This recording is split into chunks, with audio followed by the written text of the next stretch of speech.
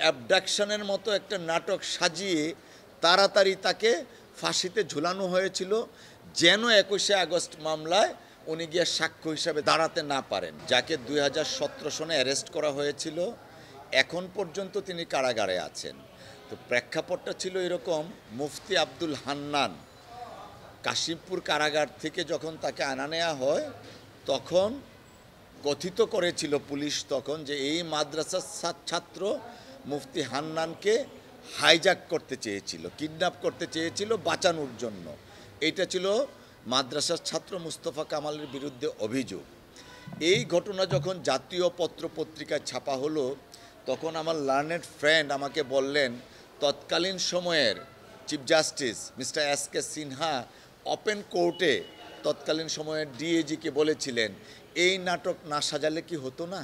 Unfortunately Mustafa Kamal সাহেব তখন থেকে কারাগারে অদ্য পর্যন্ত আছেন।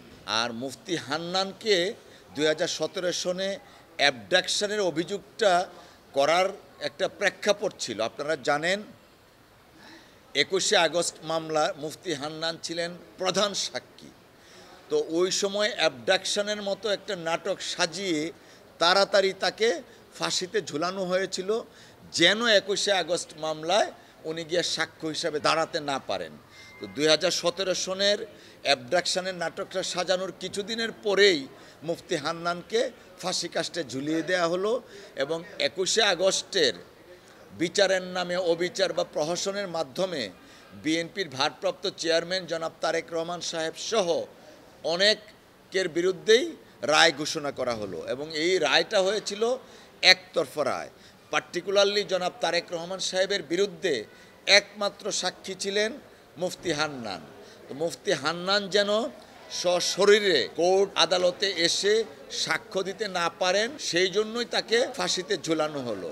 আর এই ফাঁসিতে ঝুলানোর প্রেক্ষাপটটা রচনা করেছিলেন তৎকালীন বিচারপতি এস.কে. সিনহার, প্রধান বিচারপতি এস.কে. সিনহা বাবুর ভাষণ মতে নাটকটা কি না সাজালে হতো না। অর্থাৎ এই অ্যাবডাকশনের নাটকটা সাজানো হয়েছিল তাকে ফাঁসি দেওয়ার জন্য, এবং এই নাটকের বলি হয়েছিলেন মুস্তফা কামাল। সেই দীর্ঘ ৮ বছর পরে বিনা বিচারে এখন পর্যন্ত তিনি কারাগারে ছিলেন এবং আছেন। আজকে মহামান্য হাইকোর্টের মাননীয় বিচারপতি মুস্তফা কামাল সাহেবের জামিন দিয়েছেন ২টা শর্তে। প্রথম শর্ত হলো প্রতি মাসে একবার তিনি থানায় হাজির হতে হবে, সংশ্লিষ্ট থানায়। দ্বিতীয় শর্ত হলো আদালতের অনুমতি ব্যতিরেকে তিনি বিদেশ যেতে পারবেন না। এই ছিল আজকের মামলার প্রেক্ষাপট। ধন্যবাদ।